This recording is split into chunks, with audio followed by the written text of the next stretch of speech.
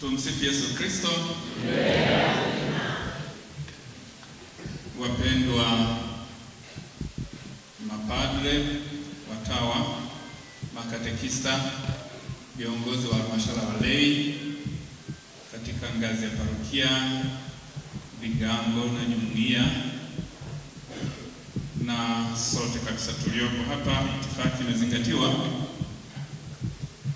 Kwanza napenda kumshukuru Mwenyezi Mungu ambaye ametujalia nafasi hii ili tuweze kuadhimisha misa takatifu kwa heshima ya watakatifu Joakim na Ana na kumsimika paroko mpya wa parokia ya Myombo.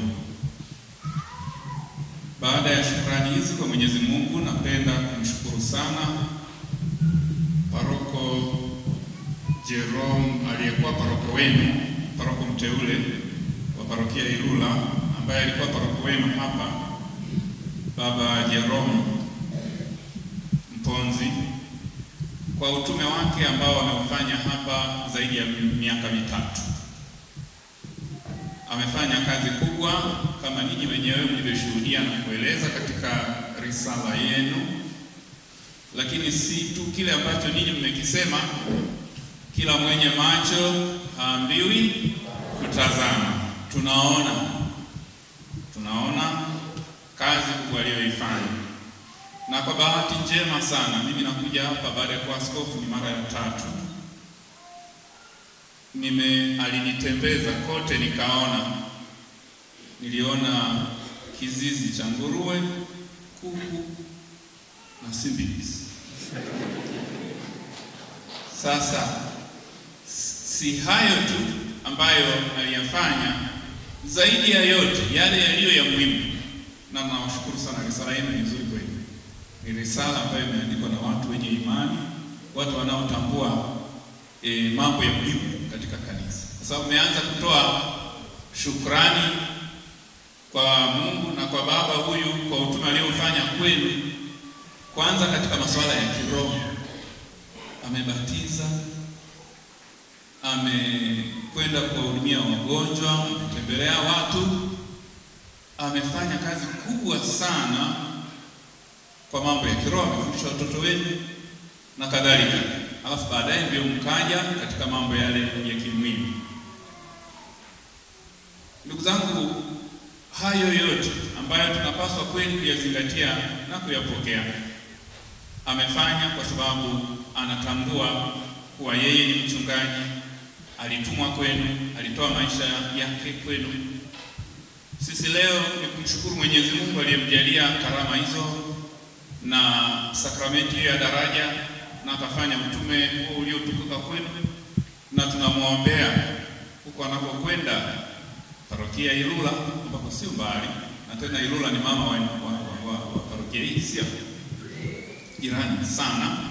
Na mimi ningekuomba Baba Kagombe, kama utamhitaji kwa ushauri katika masuala ya kiroho na katika masuala ya mifugo, Ilula sio mbali, mtaendelea kuwasiliana.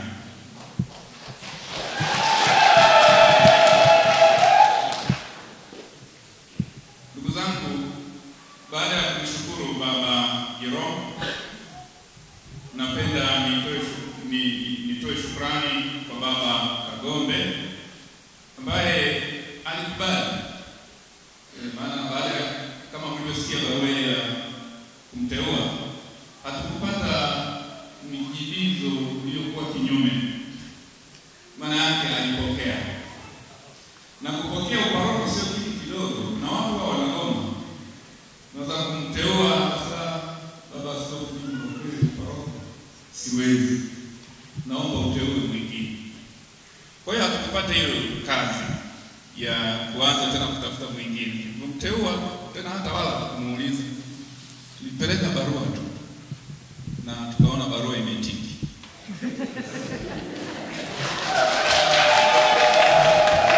Kwa hiyo tunakushukuru Baba Kagombe kupokea madaraka hayo, na naona umeanza kazi kwa kasi. Tunachoomba ni kwamba wasitokea kina Delila wakanyoa nywele za Samson. Kwamba Baba Mponzi alijitahidi basi wasifaulu pia kwa paroko mpya. Tunakutakia utume mwema na tunakuombea, na ujue kabisa kwamba tupo pamoja nawe kama waamini walivyosema katika risala, lakini pia hata walivyoonyesha furaha kupokea. Tupo pamoja kama kanisa na tunatembea daima kwa pamoja. Utapata ukitaka kuomba ushauri, utaomba ushauri kwa mwenzako aliyekuwa paroko kabla, lakini hata kwetu sisi kama unavyojua milango ipo wazi, karibu sana, ili uweze kufanya utume huo vema na vizuri kwa ajili ya sifa na utukufu wa Mungu. Ndugu zangu, napenda sasa niseme jambo moja la muhimu kumpa kama himizo paroko wetu mpya, lakini kwetu sote tutambue. Katika yale yaliyotokea hapa katika kumsimika, nadhani mmeona nje ya kumkabidhi funguo za mlango wa kanisa, tabernakulo na nyumba ya mapadre, ameapa, amekula kia kwanza, amekiri imani. Na imani ni ile ile ya kanuni ya imani tunayosali kila mara tunapoadhimisha misa, na huko tunakiri kila tunapoadhimisha misa, hasa misa zile za sherehe za Dominika, tunakiri imani. Na hata tunapowabatiza watu na hata kutoa kipaimara tunakiri imani. Swala hili ndugu zangu, naomba tusifanyie mzaha. Ni swala la muhimu sana katika kanisa. Kanisa linaamini, na hata ninyi si mlishiriki pia, hata uaskofu wangu yaliyofanyika si haya mawili. Nilikiri imani jioni ile wakati wa lesbe, na nikala kiapo katika kusimamia mambo matakatifu ya Mungu. Kwa hiyo kanisa daima linaangalia sana imani ya kanisa Katoliki na muunganiko wa yale tunayoyafanya na Baba Mtakatifu, askofu na imani ya kanisa kwa ujumla. Nasema haya kwa sababu wakati mwingine tunajisahau na tumeanza wakati fulani kutuuza. Zinatoka imani zilizo kinyume na kanisa Katoliki. Baba Kagombe, kama paroko, kazi yako kama ulivyokula kiapo mbele ya madhabahu na mbele ya Ekaristi Takatifu, kutunza imani ya kanisa Katoliki. Yatatokea mafundisho yasiyofaa, ambayo si ya kweli, na wala kanisa halifundishi hivi. Kwa mfano, inatokea kwamba kuna mafundisho yanayosema katika tunavyoendelea kuishi katika maisha ya Kikristo, kuna watu wanaanza kufundisha kwamba wewe inaonekana shida unayopata kwa sababu babu yako alikuwa na mizizi fulani, kwa hiyo kuna vifundo fulani inabidi kuvifungua. Hii sio imani ya kanisa Katoliki. Tunaelewana? Mbona mkatukiza? Hiyo sio imani ya kanisa Katoliki na si mafundisho ya kanisa Katoliki.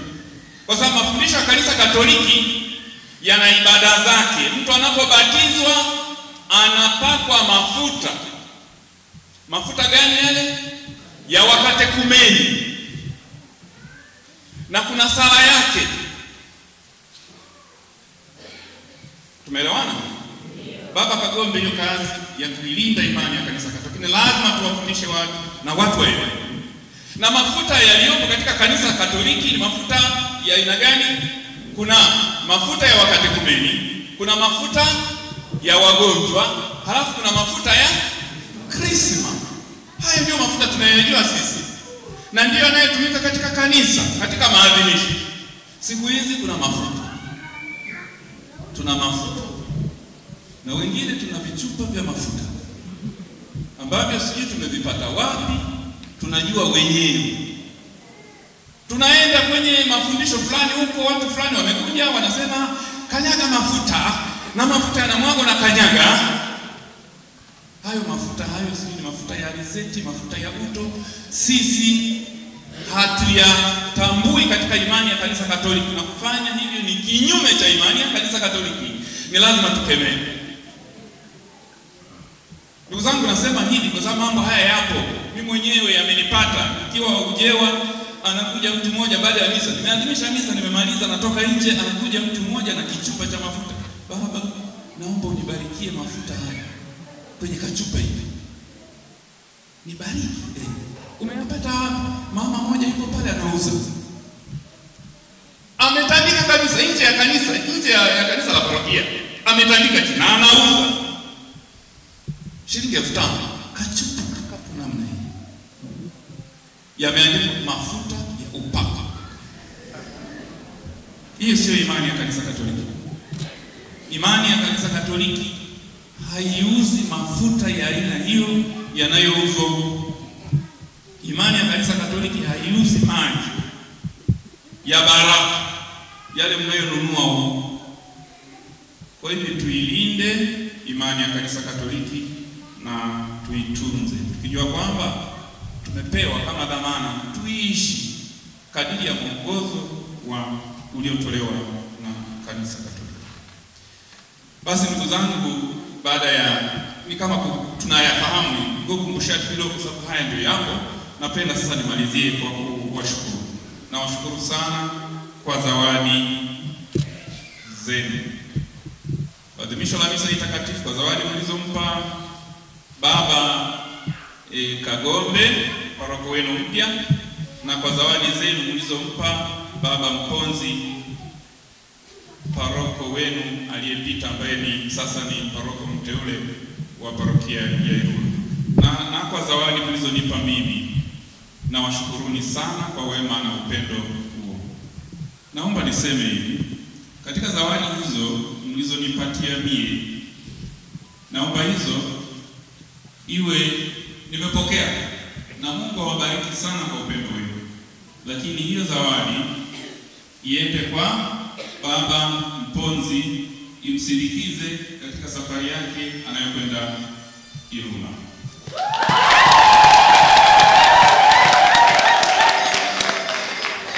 Baba Kagombe, sijakusahau.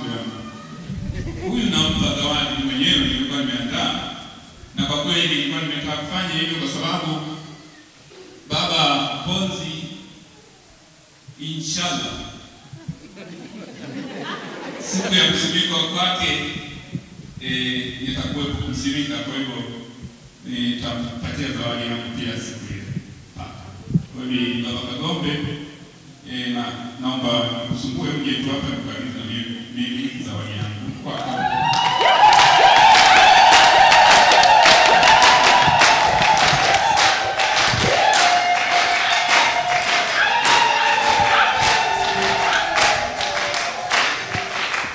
Basi ndugu zangu, asanteni sana, na washukuru sana kwa wema na upendo wenu, na watakia sherehe njema.